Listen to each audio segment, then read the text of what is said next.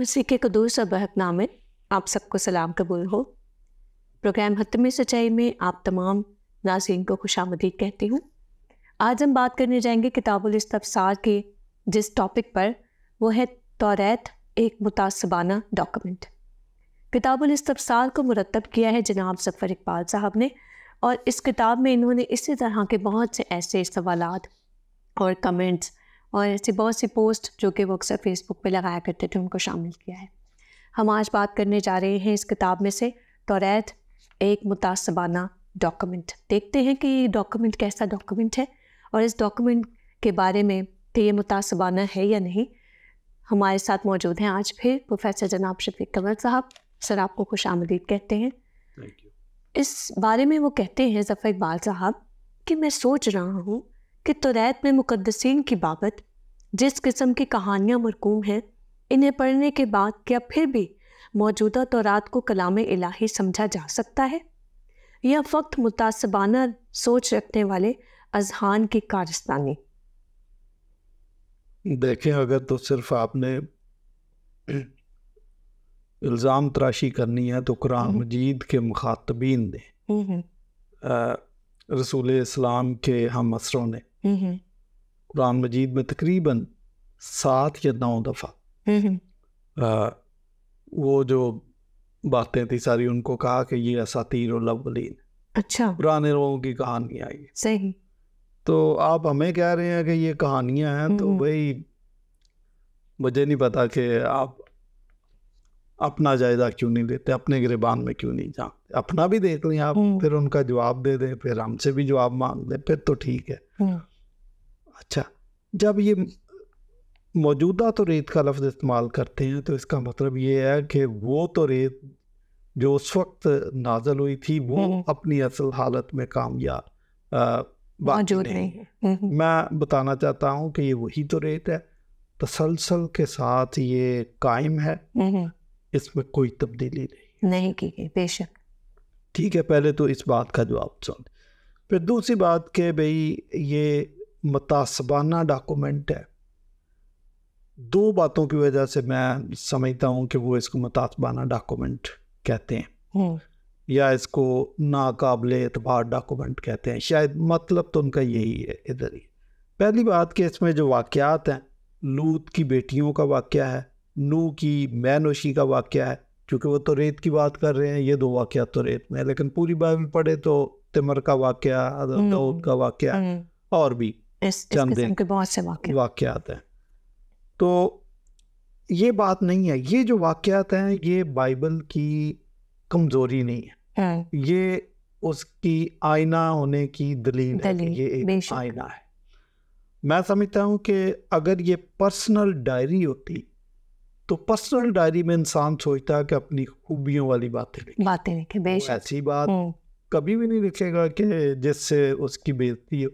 मतलब हम स्कूल के ज़माने में हमारा एक टीचर था मैथ का, वो एक हमें मुर्गा बना के मारते थे। और मुर्गा बना के भी कैसे मारते थे कि हम 10 स्टूडेंट थे, 10 को लाइन में खड़ा करके पहले उनकी अलाइनमेंट करते थे। अच्छा। और फिर वो थक जाते थे ना, तो वो कहते थे ऐसा काम करो कि टाइम बच जाए। एक लंबा बांस लेके एक ही दफ़ा मार देते थे। वो 10 के 10 स्टूडेंट को एक ही दफ़ा लग जाता।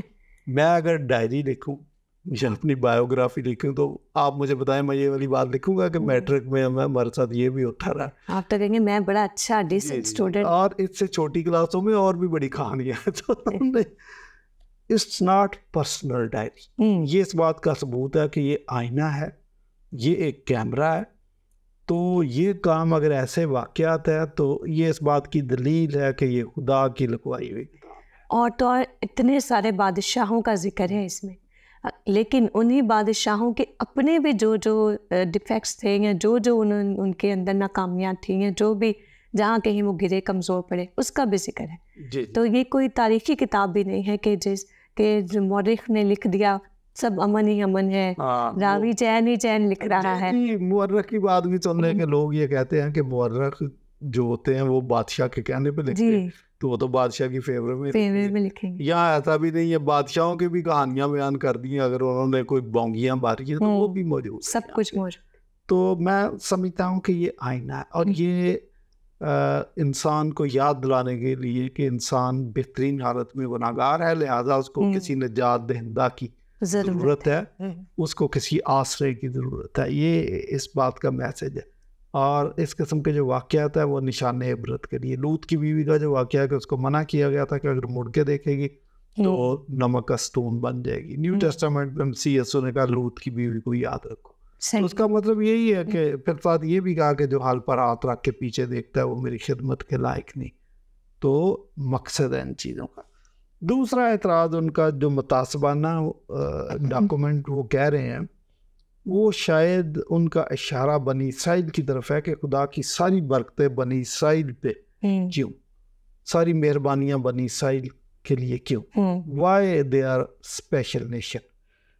ये भी उनके ज़हन में आती है बात।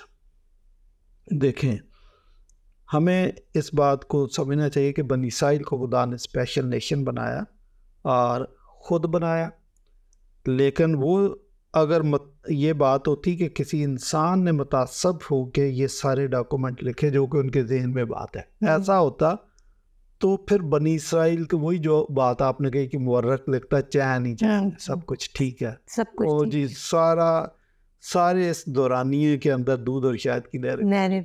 ऐसा नहीं है। बनी इसराइल को स्पेशल नेशन चुना गया, उसको स्पेशल इस्तेहकाक दिया गया, लेकिन फिर जिम्मेदारी भी स्पेशल थी। और अगर वो जिम्मेदारी पूरी नहीं करती तो उसकी बाज पुर्स भी उनसे होती थी, सजा दी जाती थी। कई बार वो असीरी में गए, लुट गए, सब कुछ, इतना कुछ हुआ उनके, बहुत ज़्यादा हुआ। अच्छा, लेकिन इसी कौम को इतना बड़ा इस्तेहकाक है, तो जब उनकी बदमालियाँ सामने आती हैं तो खुदा कहता है कि बनी इसराइल का सारा घराना दिल का नाम तो।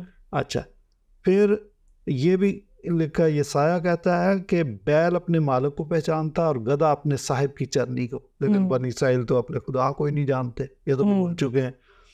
फिर मलाकी उनको कहता है कि तुम अपने बाप दादा के अयाम से ही मेरे आइन के मुनहरफ रहे हो। बेशक। अच्छा, फिर बाइबल कहती है कि अदालत जब शुरू होगी तो इब्राहिम के घर से, खुदा उनके अपने घर से शुरू होगी। और यूहन्ना इस्तबागी कहता है कि अब तो दरख्तों की जड़ों पर कुल्हाड़ा रखा है, जो दरख्त अच्छा फल नहीं लाता काटा और आग में डाला जाता है। मसीह यीशु ने भी उनको इस किस्म की बातें, बड़ी सख्त बातें कह दी कि मैंने तो कितनी दफ़ा चाहा कि जिस तरह मुर्गी अपने बच्चों को परों तले छुपा लेती है मैं भी करूं, लेकिन तुमने खुद नहीं चाहा। और फिर साथ ये भी कहा कि जब तुम पर निगाह की गई तो तुमने उस वक्त को ना पहचाना। बेशक। और मसीह यीशु की आंखों में आंसू भी थे। बेशक। तो ये कहना कि ये मुतासबाना डॉक्यूमेंट है, no, it's very clear document, बड़ा वो क्या कहते हैं उसको, क्रिस्टल क्लियर जो लिखा गया, शफाफ डॉक्यूमेंट है। और क्या कहते हैं कि इसको बड़ा दयानतदारी से लिखा गया है। ये लोहे के कलम और हीरे की नोक से लिखा गया डॉक्यूमेंट है, और यकीनन इस किस्म का डॉक्यूमेंट खुदा ही लिख सकता है। बेशक। अच्छा, आगे वो कहते हैं, सैयदना इब्राहीम अलैहिस्सलाम से खुदा ने यूँ फरमाया, तेरी बीवी सारा से तेरे लिए एक बेटा होगा, तो उसका नाम इसहाक रखना। मैं इससे और बाद में इसकी औलाद से अपना अहद जो दायमी है कायम करूँगा। जी, तो ये मुतासबाना बात है उनकी नज़र। गालबन हाँ, तासब का इल्ज़ाम है कि ये देखना फेवरेटिज्म, बिल्कुल एक्चुअली उनके दिमाग में यही है। और जब वो फेवरेटिज्म का इल्ज़ाम लगाते हैं तो फिर बाइबल पर तहरीफ का इल्ज़ाम लगाते हैं कि खुदा तो ऐसा नहीं कर सकता, तो ये हो ना हो यहूदियों की कारस्तानी है, ये उनके ज़हन में है। जैसे अभी पाकिस्तान में कोई भी वाक़या होता है तो कहते हैं यहूदो हनूद की ये साजिश है, तो या यहूदो नसारा की ये साजिश है जनाब, कोई भी वाक़या। तो बाद लोग फिर मजाक भी इनको करते हैं कि ये जो दूध में पानी डाला जा रहा है ये भी यहूदो नसारा की कार्रवाई है। काली मिर्च में जो पपीते के बीज हैं, हाँ, ये भी यहूदी आके मिला जाते हैं। तो बाद का अपनी कार्रवाइयाँ भी उनके ज़िम्मे डाल देते हैं। अच्छा, अब मैं आपको थोड़ा सा बताऊँ कि इसहाक जो था वो वादे का फरजान था, और क्योंकि बाइबल ये बात कहती है कि जिस्मानी नस्ल फर्जंद नहीं बल्कि वादे के फर्जंद नस्ल गिने जाते हैं। रूमियों के ख़त नामे बाप ने ये बात लिखी है। अच्छा, अब इब्राहिम के बेटे और भी थे। लोग समझते, मुसलमान तो ये समझते हैं कि बस वो इस्माइल और इसहाक थे। नहीं, उनके और भी बेटे थे। और जो हज़रत हाजरा से बेटा पैदा हुआ था वो इस्माइल था, वो पहले पैदा हुआ था। अब इनको लगता है कि ये तासब है, जो पहला बेटा है उसको ही सब कुछ मिलना चाहिए। वो जो पहला बेटा था वो जिस्मानी फर्जंद था। हमें इससे इनकार नहीं है कि वो इब्राहिम का बेटा नहीं था, वो बिल्कुल बेटा था और खुदा ने उसको भी ब्लेस किया, उससे तो वो इनकार ही नहीं है। लेकिन जो रूहानी बरकत थी, जो अहद था, अहद में तो वो शरीक थे। अहद, दो बातें हैं हमें समझने की जरूरत है, एक है अहद का फर्जंद, एक है वादे का फर्जंद। अहद के फर्जंद वो सारे थे, नो डाउट। उसमें भी बाद में बात करूंगा कि क्या अहद के फर्जंद में शमूलियत करने के बाद वो पक्के अहद के फर्जंद हो जाते हैं? नहीं, उसके साथ लवाजमात भी होते हैं, खुदा के अहकामात है। अगर आप उनको नहीं मानते तो भले आपने खतना करवाया, आप अहद के फर्जंद हैं, लेकिन आप उससे बाहर निकल जाते हैं। इसलिए बनी इसराइल पर भी खुदा ने तनकीद की, उनकी सरजनिश की और ये कहा कि बनी इसराइल का सारा घराना दिल का नाम हो। अच्छा, तो इसहाक वादे का फर्जंद था। वादे के फर्जंद का क्या मतलब कि उस वक्त इब्राहिम की उम्र 100 साल थी और सारा की भी लगभग 90 साल के करीब जी। दोनों की जो उम्र थी औलाद पैदा करने वाली नहीं थी। और सारा ने तो खुद कहा कि मैं तो उस हालत में भी नहीं हूँ कि औलाद पैदा हो सके। लेकिन ये जो ट्राइंगल बनता है इब्राहिम और इसहाक और सारा के दरमियान, वादे के फर्जंद का, ना कि इब्राहिम हज़रत हाजरा और हज़रत इस्माइल के दरमियान, ये अहद नहीं था। ये वादे के फर्जंद का जो ट्राइंगल है, इसहाक और इब्राहिम और सारा के दरमियान था। अब इनको मसला ये हो रहा है कि भाई इसहाक को क्यों चुना। बरगजीदगी जो है ये खुदाई इस्तिहकाक या खुदाई इख्तियार है। बाइबल एक बात करती है कि जो कुम्हार बर्तन बना रहा होता है, गीली मिट्टी पहले गूंथता है फिर बर्तन बनाता है। मट्टी का कोई हक नहीं है कि उससे पूछे कि आपने मेरा लोटा क्यों बना दिया। उसकी मर्जी है, उसने जो बना दिया। वो कुम्हार है, उसके जो दिमाग में आता है वो बनाता है, मट्टी तो नहीं पूछ सकती। तो ये जो बरगजीदगी है, बरगजीदन का मतलब है चुनना। तो ये खुदा ने चुना कि मैं इसको बनाता। इसलिए इवन जो इसहाक से पहले इस्माइल था, तो इब्राहिम को तो औलाद मिल गई थी, उसको तो बेटा ही चाहिए था ना। तो इसलिए उसने कहा जी इस्माइल, काश इस्माइल ही तेरे हजूर जीता रहे, यही काफ़ी है, छोड़ो। खुदा ने कहा नो, जो बेटा पैदा होगा वादे का फर्जंद वो इसहाक होगा और उसी से तेरी नस्ल चलेगी और उसी में ब्लेसिंग होगी। ये ख़ास बात है। अच्छा, फिर एक स्पेशल लाइन खुदा ने तैयार की, इसको भी समझे। अहद के फर्जंद सारे थे, इब्राहिम के बेटे इसहाक और इस्माइल और कतूरा से भी बेटे पैदा हुए थे। लेकिन जो लाइन चलाई स्पेशल बरकत वाली लाइन थी वो इसहाक से चलाई। इसहाक के आगे दो बेटे थे, ईसाऊ और याकूब। तो जो लाइन स्पेशल में आया वो याकूब था, वो ईसाऊ नहीं था। आगे याकूब के 12 बेटे थे, तो वो 12 कबीले भी उसके नाम से बने। लेकिन जो स्पेशल लाइन चली आगे, तो एक तो लावी है जिनमें कहानत थी और एक यहूदा स्पेशल लाइन। आप कह सकते हैं कि गद्दी नशीन कौन था। तो ये स्पेशल लाइन खुदा का अपना इस्तेहकाक, उसका अपना इख्तियार। आप मट्टी है, आप तो कुम्हार से नहीं पूछ सकते। हालांकि यूसुफ ने कितना बड़ा रोल प्ले किया उस सारे उसमें। जी जी जी। अच्छा, फिर अब मुसलमान ये सोचते हैं, ये भी जफर इकबाल साहब के ज़हन में होगा कि भाई हम तो ख़तना करते हैं और मुसलमान ये दावा भी करते हैं कि देखो मसीहियों ने तो ख़तना करना छोड़ दिया, तो हमने ख़तना इब्राहिम वाला जारी रखा। ये इब्राहिम वाला ख़तना नहीं है। इब्राहिम का जो ख़तना हुआ और उसकी नस्ल दर नस्ल औलाद नरीना का ख़तना होता था, वो स्पेशल नेशन थे। तो आप देखें ख़तना एक निशान, जैसे यूनाइटेड नेशंस आप देखें कि पहले गाड़ियों पे और जो अमदाद आती थी उन पर 2 हाथ बने होते थे, ऐसे हाथ बुलाया होता था। तो वो यूनाइटेड नेशन का एक निशान था। उससे आपको सिर्फ ये अंदाज़ा होता था कि वो जो एग्रीमेंट यूनाइटेड नेशंस के साथ हुआ उसमें लवाजमात क्या है, वो क्यों इनकी मदद करते हैं, उसकी शराइत क्या है, वो सारी बातें उसके साथ अटैच थी। सिर्फ निशान नहीं है, खतना सिर्फ निशान है, लेकिन उसके लवाजमात थे। आप पढ़े जाके बाइबल मुकद्दस में पूरा डॉक्यूमेंट मौजूद है कि मैं तुझे एक बड़ी कौम बनाऊंगा, लेकिन साथ ये आपने ये भी करना, ये भी करना है। 613 कवानीन भी उनको दे दिए कि इनको भी आपने मानना है।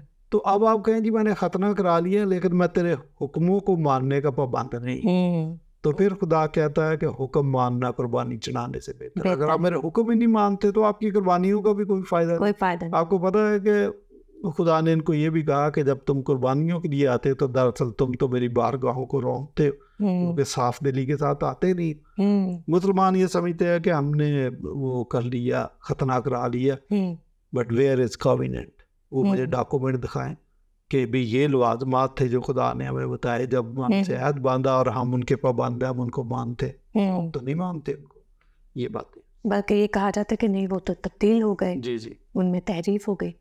एनीवे आगे वो कहते हैं जहाँ अहद बांधने का जिक्र है वहाँ अगर पूरा बाब पढ़ा जाए तो कारी बखूबी जान लेता है कि दो भाइयों यानी इस्माइल और इसहाक के दरमियान मुवाजना करते हुए अल्लाह ताला ने अपना दायमी अहद हज़रत इसहाक के साथ बांधने का इंदिया दिया। अगेन वही बात कर रहे हैं। ये जफ़र साहब की पुरानी आदत है कि जब वो एक दफ़ा फैलसी में घिर जाते हैं तो फैलसी से बाहर नहीं आते, बल्कि जो उनके अगले सवाल होते हैं वो सारे के सारे उसी फैलसी का हिस्सा होते हैं, उसके इर्द गिर्द ही वो घूमते हैं। ये मुझे लगता है कि किसी गर्दाब में फंस जाते हैं। मैंने आपको पहले सवाल के जवाब में बताया कि वादे का फर्जंद इसहाक था, और ये जो ट्राइंगल था वो इब्राहिम और सारा और इसहाक थे, ना कि इब्राहिम, हज़रत हाजरा और हज़रत इस्माइल। ये ट्राइंगल कहीं पे भी नहीं था। मतलब हज़रत इस्माइल के औलाद होने पे हमें शक नहीं है, और ना हज़रत हाजरा के बीवी होने, उस पर हमें कोई मसला नहीं है। वो इब्राहिम के ख़ानदान में से थे, लेकिन वो वादे के फर्जंद नहीं। ठीक है, हमें हज़रत इस्माइल से कोई प्रकाश नहीं, ये मैं आपको बताऊं। जो मुसलमान समझते हैं नहीं हमें कोई मसला नहीं, मैं अब आपको कुछ मिसालें देता हूँ, आपको पता चलेगा कि नहीं, सिर्फ हज़रत इस्माइल की बात नहीं है कि उनको बाईपास कर दिया गया, जो ज़फ़र साहब कह रहे हैं कि मुतासबाना ये रवैया है। मैं आपको बताता हूँ, मसलन इब्राहिम के जो बेटे थे इसहाक, इस्माइल और दीगर बेटे थे, कतूरा से भी बेटे थे, लेकिन जो गद्दी नशीन था वो इसहाक था। गद्दी नशीन का मैंने जानबूझ के लफ्ज़ इस्तेमाल किया कि मुसलमान को समझ ये आता है। अच्छा, फिर इसहाक के बेटे थे ईसाऊ और याकूब।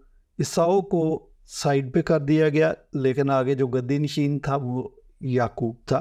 याकूब के 12 बेटे थे, 12 बेटों में से यहूदा को स्पेशल चुना गया, तो गद्दी नशीन यहूदा ठहरा। ये जो नसबनामे लिखे हैं मत्ती की इंजील में, ये उन गद्दी नशीन लोगों की है जिनमें मसीहा ने आना था। तो ये खुदा का अपना इस्तेहकाक, अपना इख्तियार है, उसकी अपनी मर्जी है, हम नहीं पूछ सकते ये उसने किया। और इसको ज़फ़र इकबाल साहब समझना नहीं चाहते, वो कहते हैं किसी मुतासबाना यहूदी या किसी मसीही कारीगर की कारीगरी, तो साजिश है ये। तो स्पेशल लाइन को भी आपने समझना है कि वो खुदा एक स्पेशल लाइन को लेकर चल रहा था, वो मैंने आपको बताया।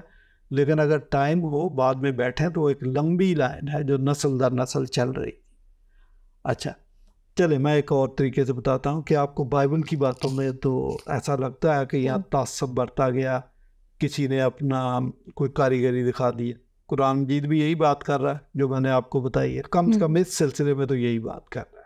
मैं ये नहीं कह रहा कि कुरान मजीद सारी की सारी वही बातें कर रहा है जो बाइबल कर रही है, जो खुदा का मंसूबा नहीं, लेकिन कम से कम ये वाली बात तो बिल्कुल वही कर रहा है जो बाइबल ने की है। मसलन कुरान इसको वादे के फर्जंद को खुशखबरी का बेटा कहता है। ठीक है, और कुरान के मुताबिक भी खुशखबरी का बेटा जिसको हम वादे का फर्जंद कहते हैं वो इस्माइल नहीं बल्कि हजरत इसहाक है। सही। मैं आपको बताऊं कि तकरीबन 6-7 दफ़ा कुरान मजीद में खुशखबरी का बेटा हजरत इसहाक को कहा गया। सूरह हूद की 68 से लेकर 73 आयत तक यहाँ पढ़ें आप तो 3 दफ़ा खुशखबरी का बेटा इसहाक को कहा गया।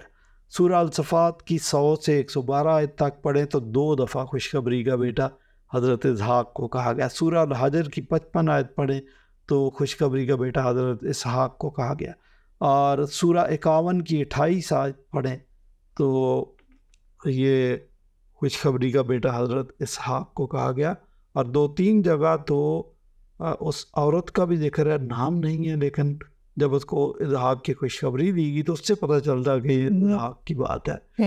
वो कहती है कि मेरे बेटा कैसे होगा, एक तो मैं भांज, एक तो मैं बूढ़ी और ऊपर से मैं भांज, तो ये हाजरा नहीं हो सकती। बेशक ये हजरत सारा की बात हो रही है, हजरत हाजरा की बात नहीं है।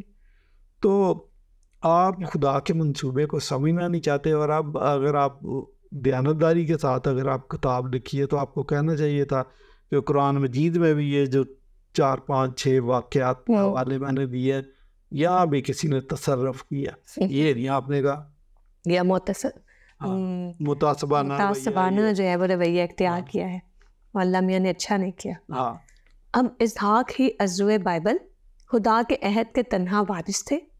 इनके 2 फर्जंद थे, याकूब और ईसाऊ। अब अहद इन्हीं 2 से बांधा जाना लाजमी था, लेकिन अमलन अहद याकूब से बांधा गया, ईसाऊ इससे महरूम रहे। उज़र ये तराशा जाता है कि ईसाऊ ने अपना हक पेश दिया।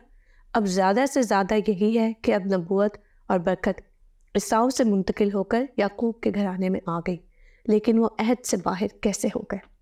ये जो अहद से बाहर जाने वाली बात है ना, ये तो मैंने आपको बताया कि अहद के अंदर वो शामिल है जिनका ख़तरा हुआ। उनके बारे में मैं बताऊं कि उनकी पूरी कौम ही उस अहद में शामिल थी, क्योंकि उनके यहाँ तो ये हो ही नहीं सकता कि वो ख़तरा ना करे। लेकिन जब उनकी बदमालियाँ नज़र आती हैं, जब वो खुदा के उन दिए हुए अहकामात और लवाजमात से इनहराफ करते हैं, और फिर उनका जो आखिरी नबी है ओल्ड टेस्टामेंट में मलाकी, वो कहता है कि तुम तो अपने बाप दादा के अय्याम से ही मेरे आइन के मुनहरफ रहे हो। और तो फिर वो ये भी खुदा उनको कहता है कि बनी इसराइल का सारा घराना दिल का नामकतून है। इसका मतलब वो खतना जो राइज था वो तो वो करवाते थे, लेकिन इसका ये मतलब नहीं है कि आपने रस्म अदा कर दी है। दिल का, दिमाग का, ख्यालात का खतना, कानों का खतना, आंखों का खतना, ये बहुत जुबान का खतना, जुबान का खतना। इसका मतलब जुबान के खतने से मुराद ये है कि जुबान बुरी बात ना कहे, झूठ ना बोले, आपकी जुबान पर छल नहीं होना चाहिए। आंखों के खतने का मतलब है कि आपने किसी को बुरी नजर से नहीं देखना, आपके दिल में कीना परवरी नहीं होनी चाहिए। दिल के खतने का मतलब है कि आपके ख्यालात शाइस्ता होने चाहिए और पाक होने चाहिए, पॉजिटिव होने चाहिए, कंस्ट्रक्टिव होने चाहिए। तो रही बात ईसाऊ का जो कह रहे हैं, जो आपको मुतासबाना रवैया नज़र आ रहा है कि किसी की कारीगरी है, मैं आपको थोड़ा सा बता दूं कि ईसाऊ को अहद से महरूम क्यों किया गया। ये तो मैंने पूरी कौम का बता दिया, लेकिन मैं ईसाऊ का स्पेसिफिकली बता देता हूँ। उसने खुदाई अहद की बेकदरी की थी। दाल रोटी की खातर उसने अपना हक, अपना इस्तेहकाक बेच दिया, तो दरअसल उसकी बेकदरी की थी। इसी तरह ये अकेला आदमी नहीं है, और भी कई ऐसे लोग नजर आते हैं जो अपनी दाल रोटी की खातर अपना हक और खुदाई इस्तेहकाक बेच देते हैं। यूती ने भी दाल रोटी की खातर अपना ईमान बेच दिया था, और सिर्फ चंद सिक्कों की खातिर। जी वही बात, दाल रोटी की बात ही आती है ना, इसलिए वो अहद से बाहर हो गए। अहद सिर्फ खतना नहीं, उसके लवाजमात भी हैं, जैसा मैंने पहले बताया। तो बनी इसराइल का तो फिर सारा घराना, इसीलिए खुदा ने कहा कि दिल का नामकतून है कि वो लवाजमात से हट गए थे। और जो खुदा ने उनकी जिम्मेदारी लगाई थी कि आपने अक़वाम आलम में खुदा की ज़ात का तारफ़ करवाना है और तुम दुनिया का नूर हो, मैं तुझे कौमों का नूर बनाऊंगा, वो नूर बनना उन्होंने पसंद नहीं किया। तो इस वजह से वो खुदा के अहद से बाहर होते चले गए। इसलिए खुदा उनको कहता है कि तुम तो मेरी बारगाहों को रौंदते हो। यूहन्ना ने कहा अब तो दरख्तों की जड़ों पर कुल्हाड़ा रखा है। और मसीह यीशु ने उनको ये भी बावर कराया कि जब तुम पर निगाह की गई तुम उस वक्त को ना पहचाना। फिर पाकिस्तान, ये ब्लेसिंग्स, उन बरक़ात, रूहानी बरक़ात, ये सारी की सारी खुदा ने एक नई कौम, दैट वाज क्रिश्चियन नेशन, उनको मुंतकिल कर दी थी। और आप खुद कहते हैं कि इनको सूअर और बंदर बना दिया गया। अगर आपसे मैं पूछूं कि इनको सूअर और बंदर क्यों बना दिया गया, तो क्या ये उन पर कोई इनाम हुआ था? इनाम के तौर पर किया गया? कोई अवार्ड दिया गया? किसी कारनामे का चला था? कोई सवाब का जवाब था? ये नहीं। आप कहेंगे बदमालियों की वजह से। तो सूरह अनकबूत की 27वीं आयत में लिखा है कि हमने नबूवत इब्राहिम, इसहाक और याकूब की नस्ल में रख दी। अच्छा, फिर आगे सूरह 45 की 16वीं आयत में लिखा और हमने बनी इसराइल को किताब, हुकूमत और नबूवत बख्शी। जो हमें आप मुतासब क्या के पुकार रहे हैं कि बाइबल में मुतासबाना लोगों ने तसर्रफ किया है। अब आपको बताएं कि बहुत सारी बातें तो आपके भी मिल जाती हैं जो उससे मैच कर जाती हैं। आप क्या करेंगे? बड़ी परेशानी हो जाएगी आपकी। तो सिर्फ आप जुर्रत करें कि जो इल्ज़ाम आपने बाइबल पर लगा दिया, आप करें बात कुरान मजीद के बारे में भी। इसमें भी कुरान की तदवीन के वक्त ऐसा हुआ, आप ये बात कभी नहीं कहेंगे। मैं नहीं कह रहा, मैं एक बात का जवाब दे रहा हूँ कि जो बात हमें बनी इसराइल के बारे में कम से कम यहाँ मिलती है कि वो खुदाई याद में शामिल थे, वो तो आप भी मान रहे हैं ये बात। बहुत शुक्रिया प्रोफेसर जनाब शफीक कमल साहब। आज के इस प्रोग्राम में हमने बात की कि तौरात एक मुतासबाना डॉक्यूमेंट, और हम इस नतीजे पर पहुँचे कि तौरात कोई मुतासबाना डॉक्यूमेंट नहीं है, बल्कि ये एक खुली हकीकत है कि जो इंसान जैसा है उसे उसी तरह से बयान किया गया। और जिस इंसान को कोई स्पेशल कोई भी गिफ्ट दिया गया, अहद जिसके साथ बांधा गया, जैसे वादे का फर्जंद बनाया गया, उसका एक मुकम्मल पर्पस है। इसमें कोई भी ऐसी बात नहीं है जो पर्पस के मुताबिक ना हो। इसी दुआ के साथ, इसी ख्वाहिश के साथ मुझे प्रोफेसर जनाब शफीक कमल साहब को, मेरी टीम को आज के प्रोग्राम से दीजिए इजाज़त। अपना बहुत ख्याल रखें, सच को जानिए, सच को खोजिए, और जब सच आपको मिल जाए तो उसे कबूल कीजिए। खुदा हाफिज़।